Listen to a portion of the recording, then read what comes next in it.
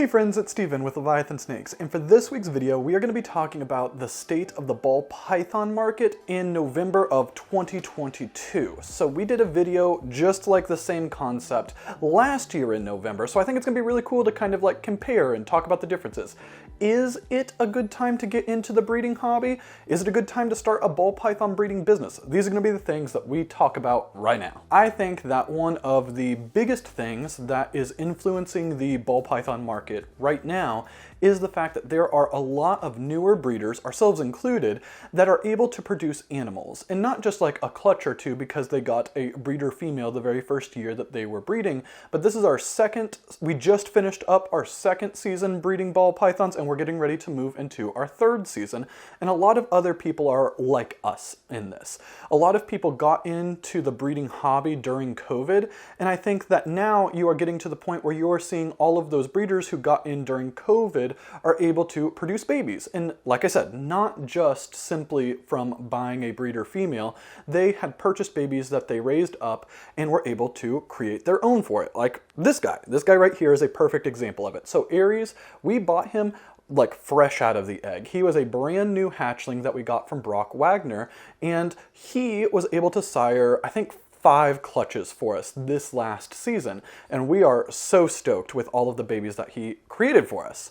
Now, I think a lot of people are in this kind of situation where they have gotten various different animals, they were able to raise them up and produce snakes that are on par with a lot of the other people who are already established in the hobby. And I think that what this does is it increases... I apologize, there was a fly that is buzzing around and distracting me throughout this video, but we're going to jump back into it. The supply for all of these different ball python morphs, whether they are really, really rare like Sunset, or they are really, really common like Banana.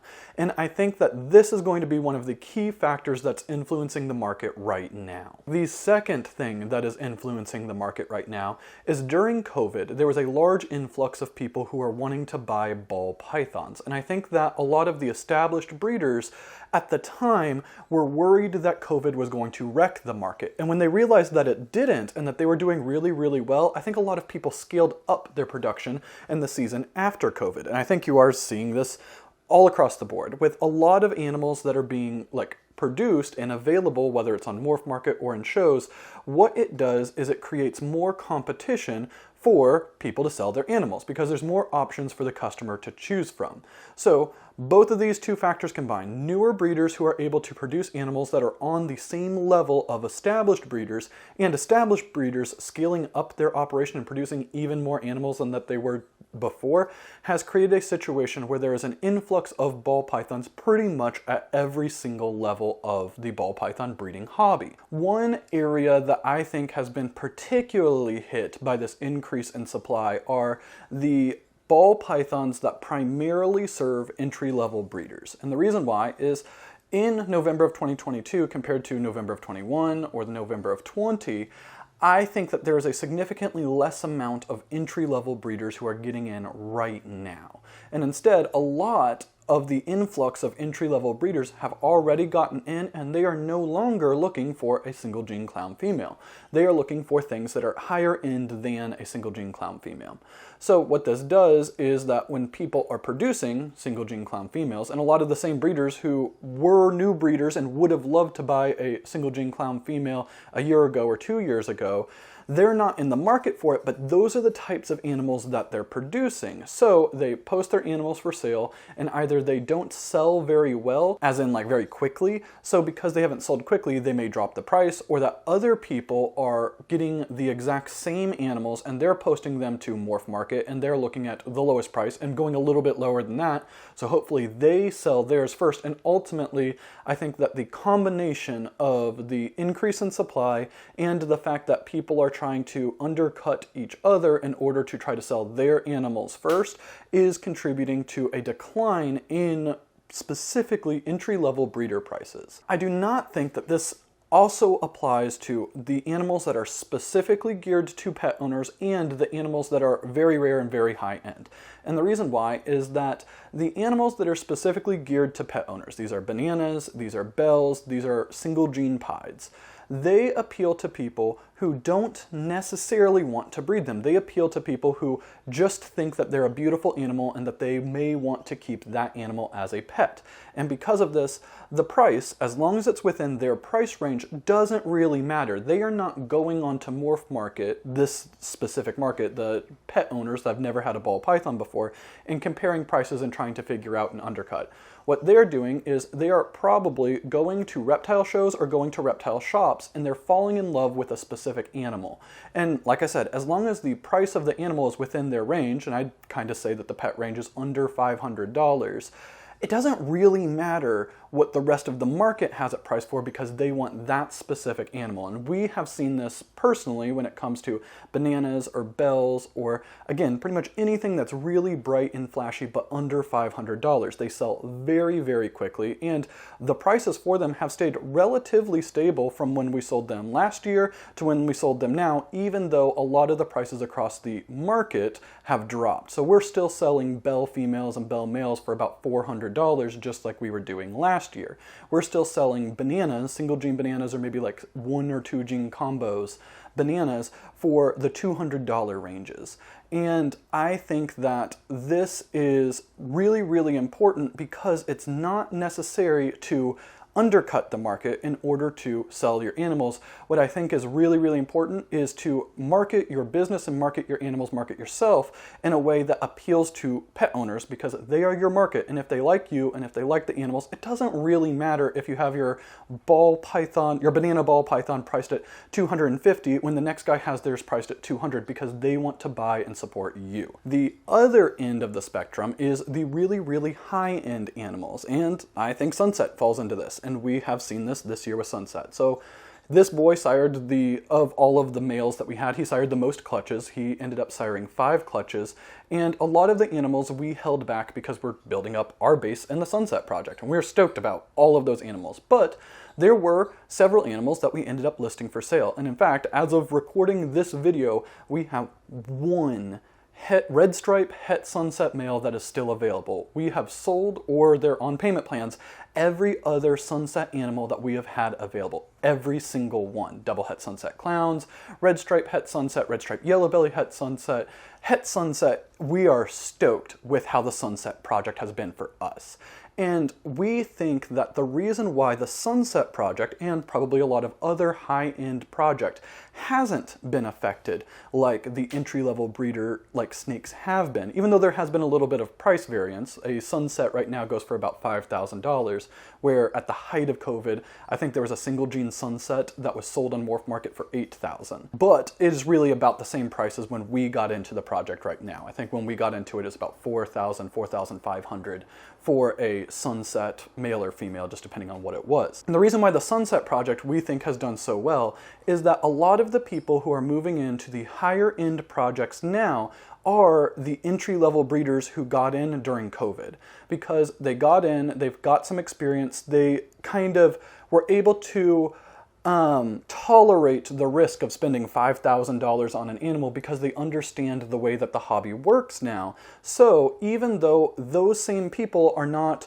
in the kind of market to buy a single gene clown female, they are in the market to buy a het Sunset female, or they are in the market to buy a visual Sunset male, or a double het monsoon something, or anything like this, these higher end projects, because the entry-level breeders who got in during COVID are no longer entry-level. So they're not looking at entry-level snakes, they're looking at the next level up, the thing that's going to let them take their projects beyond what they were already working at, what everybody else is doing, and they're looking at the newer, higher-end projects.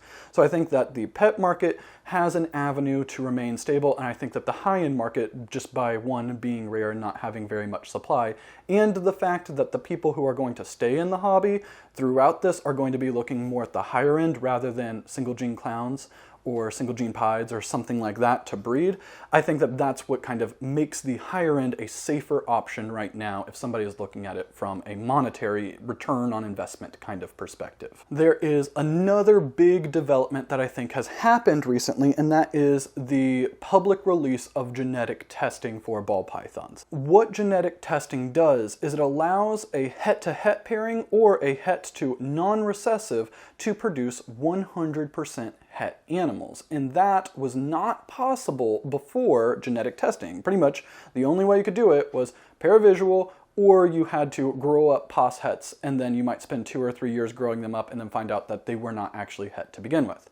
So the reason why I think that the fact that het animals can now make 100% het animals is it allows breeders to pick their holdbacks way easier than it was before. A breeder doesn't necessarily need to hold back every single female in order to hope that 1 or 2 of them did have the het that they were looking for. Now they can get all the babies hatched out, put them in separate tubs. When they have their first shed, send off those sheds to get them tested, and when they find out which ones have the het that they're looking for, they know which ones to hold back. And I think that what this does is it makes breeders more likely to buy het females than not necessarily then over a visual female, because a visual female, you don't have to test their babies, and you're going to get every single one of those babies to get that gene that you're looking for. But it increases the viability of het females. And I think that what this is going to do, but it hasn't quite happened yet, is that it's going to end up increasing the prices of het females,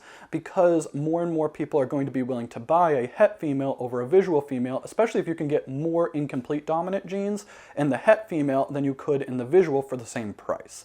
And because more people are buying them and it's increasing demand, it's going to decrease supply, and eventually it will even out by increasing the prices of het females. Now, the same concept in there, all of the same mechanisms, all the same economics, I think apply, but there is one specific type of animal that I think is incredibly undervalued, and that the fact that genetic testing exists and is publicly available hasn't affected the prices yet, and that they are like gold mines that people haven't necessarily like really dived into yet, and that is multi-recessive het males. So if you were to go on Morph Market right now and you were going to look for a double het desert ghost clown male, you're probably looking for like $100, $200, $300, depending on exactly what genes are with it. If you are looking at a desert ghost het clown male, you're looking at like $2,000 roughly, maybe give or take, depending on exactly who's selling it and all of that. Now, the reason why the double het male is like 1/10 of the price as a visual het male is because that before there wasn't a good reason to get a double het male, especially if there were visual hets available. One, it doubled your odds of getting the double visual if you were pairing to anything versus the double het. 2, you could pair your visual het to other females. Let's say you had a visual desert ghost het clown male. You could pair that desert ghost het clown male to a clown female and get clown 100% het desert ghosts. But the reason why I think that the double hets are like a diamond in the rough that are way undervalued right now is that you can buy a double het desert ghost het clown male, pair that double het desert ghost het clown, double het desert ghost het clown male. I keep messing up on it.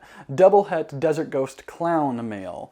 You could pair him to a desert ghost female and make desert ghosts 50% het clown, but you would just go test all of those babies, and the ones that were het clown, now you know that they're not 50% het clown, they are 100% het clown. So for about $100, $200, $300, you can be making the exact same babies, just half of them, as you would with a $2,000 snake. And I think that this is one of the avenues that genetic testing is really, really going to accelerate the pace of multi-recessive projects, is that the double recessive males are way more versatile than they used to be, because you can get the 100% hets even though you were not doing a visual combo or visual pairing in order to produce the 100% hets. I know I kind of rambled a little bit. I apologize if I kind of got lost in the weeds and all that stuff, but if you liked the video, please like, comment, subscribe, and we will see you next week.